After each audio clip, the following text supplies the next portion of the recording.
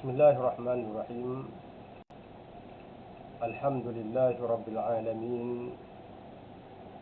Wassalatu wassalamu ala asyrafil anbiya'i wal mursalin wa ala alihi wa ashabihi ajma'in. Qala rabbi shrah li sadri wa yassir li amri wahlul 'uqdatam min lisani yafqahu qawli, amma ba'd.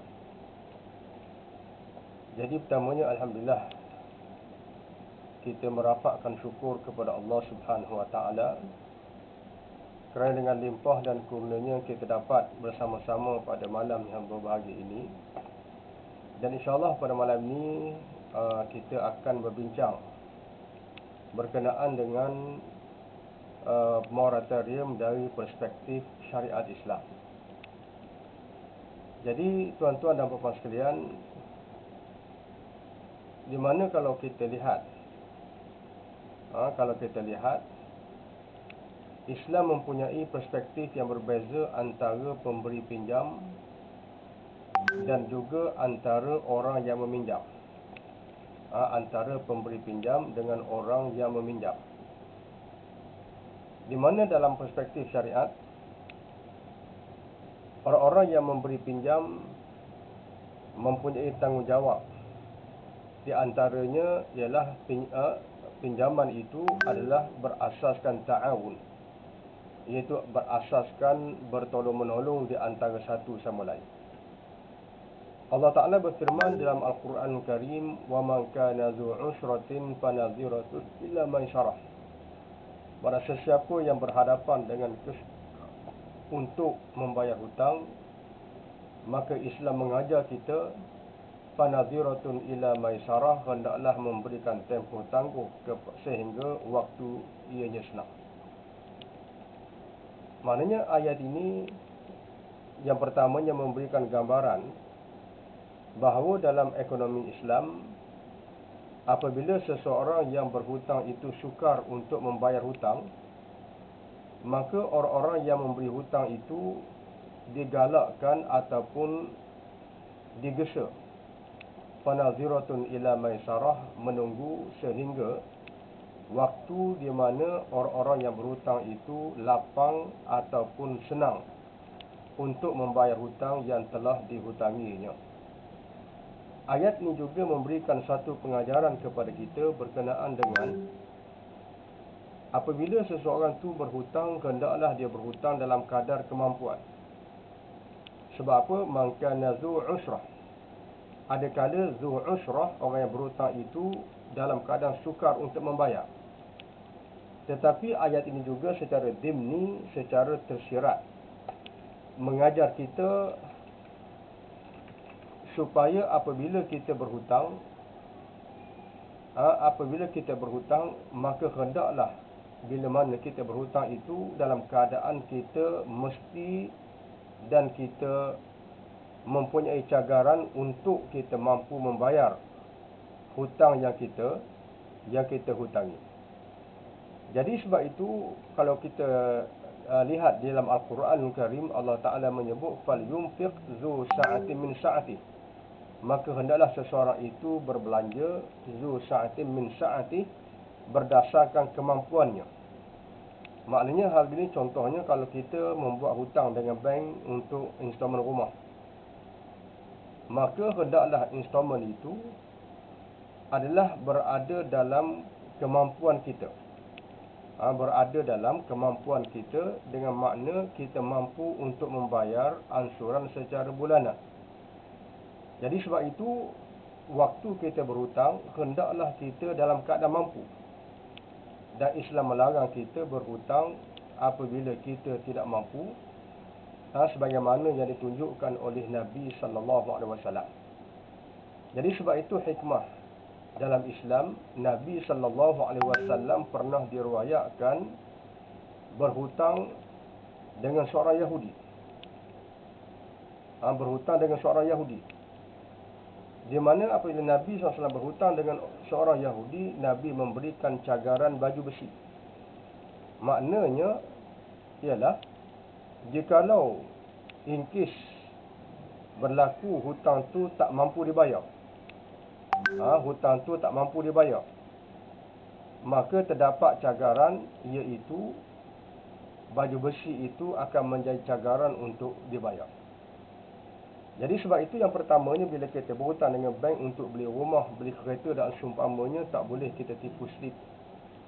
Sebab standard ataupun penilaian bank mampu ataupun tidak seseorang itu mempunyai kelulusan untuk mendapatkan sesuatu pinjaman itu merupakan dalam tahap kira bank.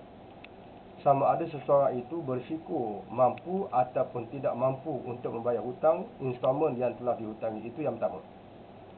Tetapi waktu orang yang berhutang dengan bank, bila mana dia waktu dia berhutang dia mampu, tetapi setiap manusia itu inna min ba'dil usri yusra, setiap daripada kesusahan akan ada kesenangan. Dan inna min ba'dil yusri usra, dan setiap kesenangan itu akan ada waktu susah. Jadi pada waktu susah, Islam mengajar kita supaya orang yang memberikan hutang itu memberi tangguh ila maisarah, sehingga waktu dia senang. Maka ayat yang menceritakan supaya memberikan tangguh sehingga waktu senang membuktikan ataupun menunjukkan kepada kita bahawa setiap orang yang susah itu insya-Allah ada waktu senangnya. Maka sebab itu Islam tidak membenarkan kita mengenakan riba. Sebab riba itu sendiri pada hakikatnya membantu orang yang tak mampu bayar itu supaya tidak lagi mampu, supaya lagi tidak mampu. Sebab dia akan doublekan penangguhan itu dengan interest dan seumpamanya. Maka pada waktu itu kita lihat Islam bukan sahaja mengharamkan riba, tetapi dalam keadaan sukar dan susah Islam menggalakkan supaya orang yang memberi hutang, dalam konteks sekarang ialah bank, untuk memberikan tangguhan kepada pembayaran pinjaman. Jadi sangat wajar dalam keadaan bank pada tahun lepas mengisytiharkan keuntungan, dan 2021 dijangka bank mendapat keuntungan yang meningkat. Dalam keadaan yang seperti itu, rakyat yang dalam kesempitan akibat daripada PKP, maka sangat wajar kepada kerajaan mewajibkan bank memberikan moratorium bersasar kepada semua peminjam-peminjam bank atas dasar naziratun ila maisarah. Itu yang pertama. Maksudnya yang pertama berkait dengan bank dan tanggungjawab bank. Berkaitan dengan yang pertamanya memberikan pinjaman pada waktu kiraan peminjam itu mampu membayar. Dan kemudian menjadi tanggungjawab kepada bank yang bersifat Islam memberikan tangguh kepada si peminjam yang tidak mampu bayar disebabkan oleh perkara-perkara yang datang secara bukan asal. Iaitu contohnya dalam keadaan gajinya bagus, income-nya bagus, perniagaannya bagus, tiba-tiba terjejas akibat daripada pandemik atau seumpamanya. Maka dalam keadaan ini Islam mengajak kita supaya kita memberi tangguh kepada si pemberi ataupun kita memberi tangguh kepada si peminjam. Maka itu merupakan salah satu di antara adab dan juga akhlak Islam kepada orang-orang yang memberikan pinjaman. Yang keduanya ialah peranan dan tanggungjawab orang-orang yang meminjam. Orang yang meminjam, hukum asalnya adalah wajib membayar. Hutang orang ni wajib bayar. Dan hukum wajib membayar hutang ini merupakan hukum yang sangat besar kesannya pada hari kiamat. Sangat besar pada hari kiamat. Di mana kalau kita tengok, hutang itu kesannya kalau orang tak bayar, kalau dia adalah orang yang layak masuk syurga, dia akan tertangguh daripada masuk syurga. Jadi yang pertamanya dalam Islam, bila kita berhutang, kita mesti bayar sebagaimana yang dijanjikan. Kalau kita bayar 2,000 sebulan, mesti kita komit untuk menepati janji tersebut, untuk bayar setiap bulan berapa sebagaimana yang telah difardukan ataupun ditetapkan oleh Allah Subhanahu wa taala. Jadi Allah berfirman dalam Al-Quran Al-Karim, Ya ayyuhalladzina amanu awfu bil 'uqud. Wahai orang yang beriman, hendaklah kamu tepati janji. Maknanya bila kita berhutang dengan bank, maka wajib kita menepati janji untuk membayar. Dan kemudian apabila ada waktu sukar, macam kita sebutkan tadi, ditawarkan moratorium. Kita sebagai si peminjam mempunyai dua keadaan. Keadaan yang pertama ialah kita mampu bayar. Keadaan yang kedua ialah kita tidak mampu untuk membayar. Dalam keadaan kita mampu bayar, pada waktu itu kita kena segerakan pembayaran walaupun kita diberikan moratorium. Dari segi akhlak Islamnya, Rasulullah SAW bersabda, mutilul ghaniyyu zulmun. Orang-orang yang sengaja melambat-lambatkan bayar hutang kepada orang kaya, maka melambat-lambatkan itu hukumnya adalah zalim. Maknanya, kita ni berhutang dan orang berhutang tu orang kaya, dia tak kisah. Kita bayar pun tak kisah, kita tak bayar pun tak kisah. Sebagai contoh, kita pun kata tak apalah, kita mampu bayar. Tapi sebab dia kaya, kita pun tangguh pembayaran sengaja. Sebab dia tak minta. Maka atas faktor itu, orang yang mampu bayar hutang walaupun si pemberi hutang tu kaya, seperti bank sebagai contoh, maka sayugia, saya tak kata haram, sayugia bagi seorang Muslim yang mampu untuk membayar hutang walaupun diberikan tangguh, maka sebaiknya ia membayar hutang sekadar yang segera. Contohnya kita makan gaji tak terjejas, jadi pegawai kerajaan, gaji tetap jalan. Tiba-tiba hutang kita diberikan, ditawarkan moratorium oleh bank, sebagai contoh. Maka pada waktu itu, sebaiknya kita tidak memilih untuk mengambil moratorium. Sebab apa? Yang pertamanya ialah disebabkan hadis yang saya bacakan tadi, iaitu orang-orang yang sengaja melambat-lambatkan bayar hutang orang kaya. Nabi kata zulmun, ia zalim. Walaupun dia kaya, dia tak minta, tapi oleh kerana kita dah komit janji nak bayar kepada dia berjam-jam, banyak berjam-jam, pada tarikh berjam-jam, maka kita sengaja melambat-lambatkan itu. Nabi menggambarkan sifat dan perbuatan itu adalah zalim.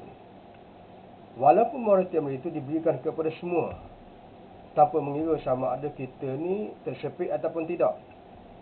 Walaupun begitu, pada asasnya moratorium itu diberikan kepada mereka yang tersepit. Dan kita yang tidak tersepit walaupun termasuk, sebab diberikan kepada semua. Maka sayugia kita tidak melambatkan pembayaran sama ada hutang rumah, kereta dan seumpamanya. Kerana yang pertama hadis tadi, dan yang kedua yang terpenting ialah, antaranya ialah kalau kita mati sedangkan kita masih terlekat dengan hutang bank, maka pada hari kiamat, kalau kita orang yang layak masuk syurga, dibimbangi kita akan tersangkut disebabkan masih ada hutang waktu kita di dunia. Orang yang paling cepat masuk syurga dan orang yang paling senang masuk syurga namanya syuhada, orang mati syahid. Itu orang yang paling senang masuk syurga, orang yang paling cepat masuk syurga. Jadi, orang mati syahid ini, dia nak sampai ke syurga tu macam masuk highway. Kita orang biasa ni masuk syurga macam lalu jalan kampung. Ada banyak sekatan, ada banyak traffic light, ada banyak halangan.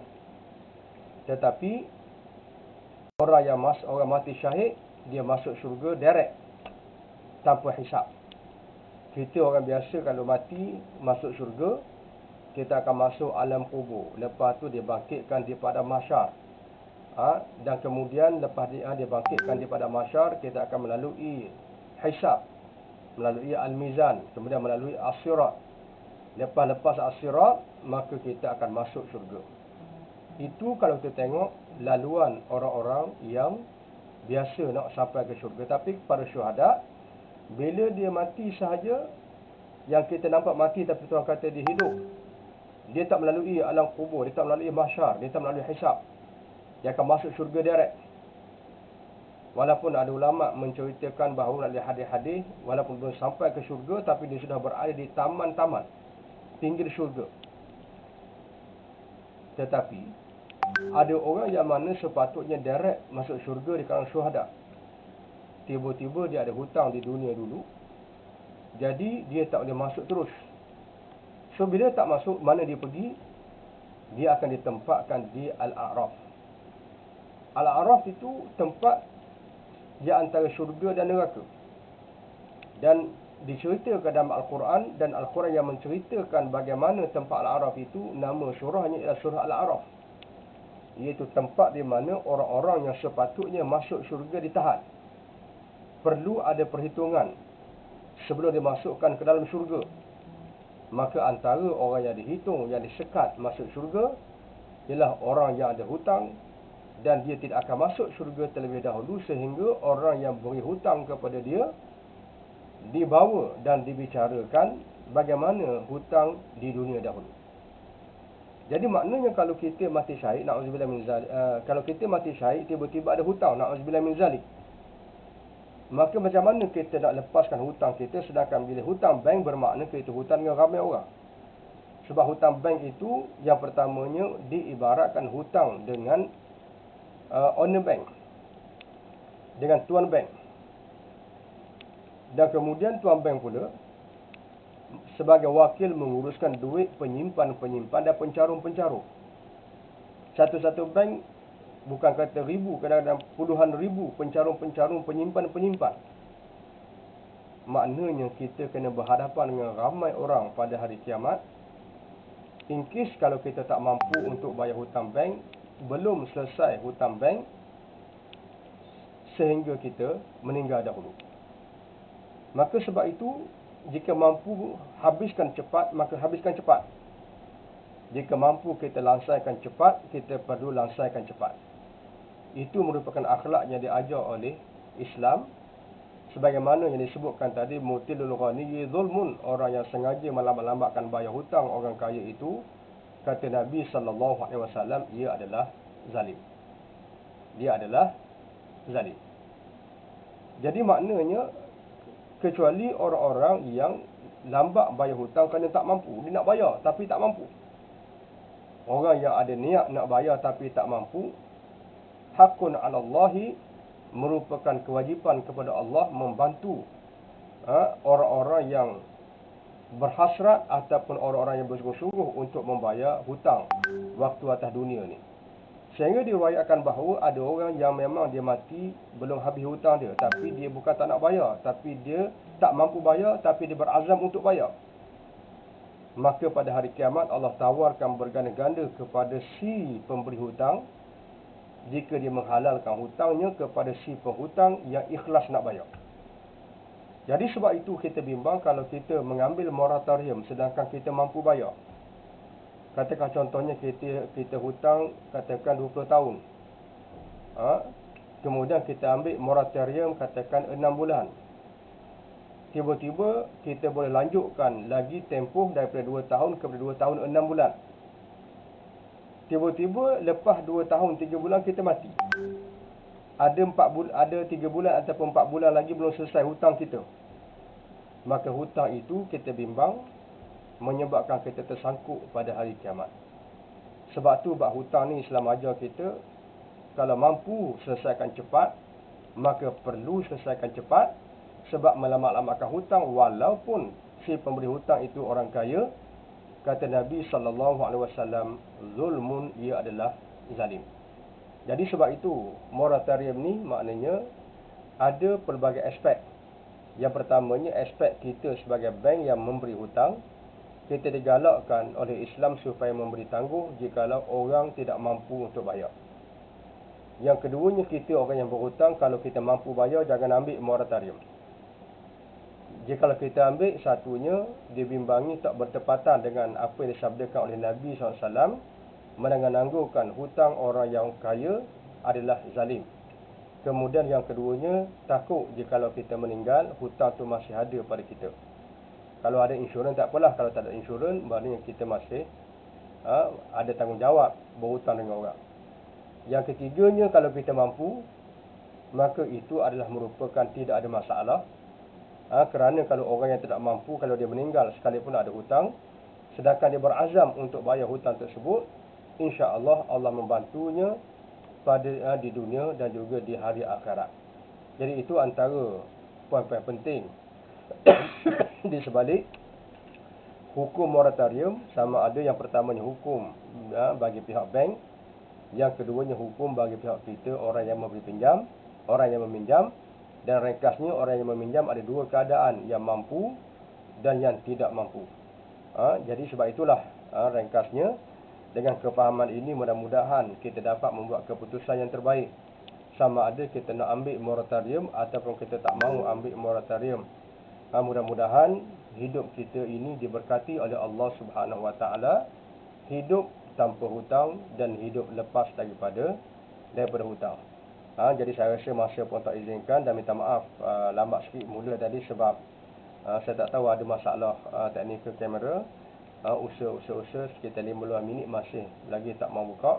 Jadi saya terpaksa pakai OBS yang agak berat dia punya sistem dia. Jadi mudah-mudahan dengan tazkirah ringkas ini memberikan info dan manfaat kepada kita semua, insya-Allah. Aku qouli hadza wa astaghfirullahal azim li wa lakum. Wassalamualaikum warahmatullahi wabarakatuh.